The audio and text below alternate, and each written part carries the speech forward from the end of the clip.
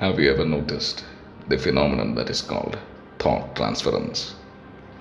A man here is thinking something, and that thought is manifested in somebody else, in some other place, with preparations, not by chance. A man wants to send a thought to another mind at a distance, and this other mind knows that a thought is coming, and he receives it exactly as it is sent out.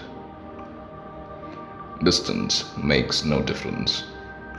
The thought goes and reaches the other man, and he understands it.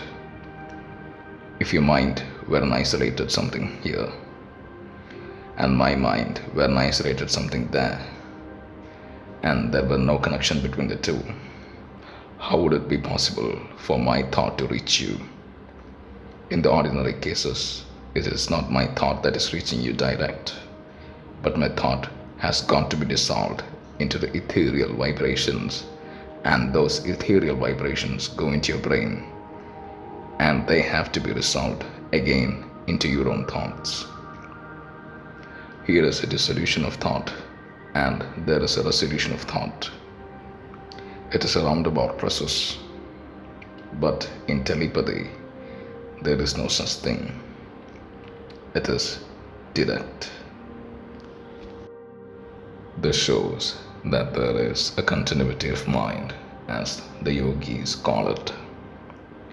The mind is universal. Your mind, my mind, all these little minds are fragments of that universal mind, little waves in the ocean. And on account of this continuity, we can convey our thoughts directly to one another. You see what is happening all around us. The world is one of influence. Part of our energy is used up in the preservation of our own bodies. Beyond that, every particle of our energy is day and night being used in influencing others. Our bodies, our virtues, our intellect, and our spirituality, all these are continuously influencing others. And so, conversely, we are being influenced by them. This is going on all around us. Now, to take a concrete example, a man comes, you know he is very learned. His language is beautiful, and he speaks to you by the hour. But he does not make any impression. Another man comes, and he speaks a few words, not well arranged, ungrammatical perhaps. All the same, he makes an immense impression. Many of you have seen that. So, it is evident that words alone cannot always produce an impression. Words, even thoughts, contribute only 1/3 of the influence in making an impression. The man, 2/3. What you call the personal magnetism of the man, that is what goes out and impresses you. In our families, there are the heads. Some of them are successful, others are not. Why?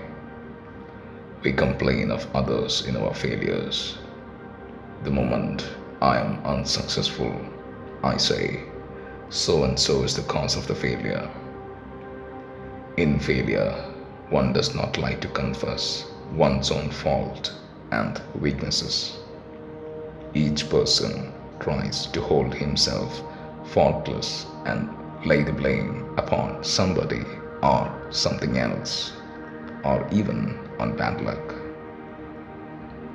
When heads of families fail, they should ask themselves, why is it that some persons manage a family so well and others do not? Then you will find the difference is owing to the man, his presence, his personality. Coming to great leaders of mankind, we always find that it was the personality of the man that counted. Now, take all the great authors of the past, the great thinkers. Really speaking, how many thoughts have they thought? Take all the writings that have been left to us by the past leaders of mankind. Take each one of their books and apprise them. The real thoughts, new and genuine, that have been thought in this world up to this time amount to only a handful.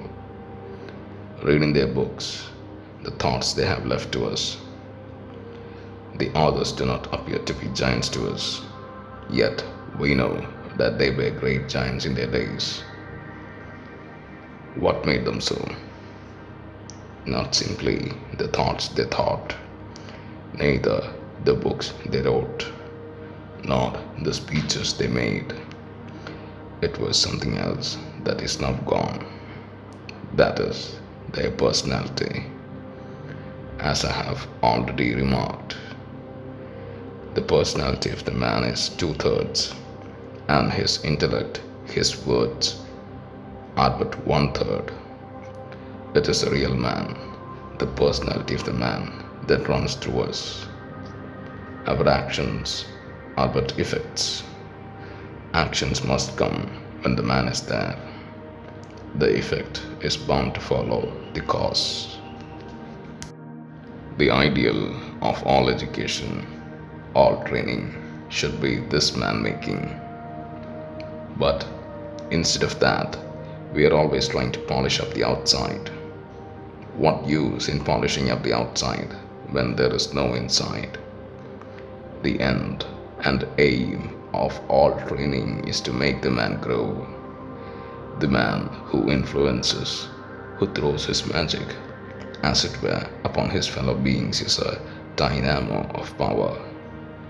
And when that man is ready, he can do anything and everything he likes. That personality put upon anything will make it work.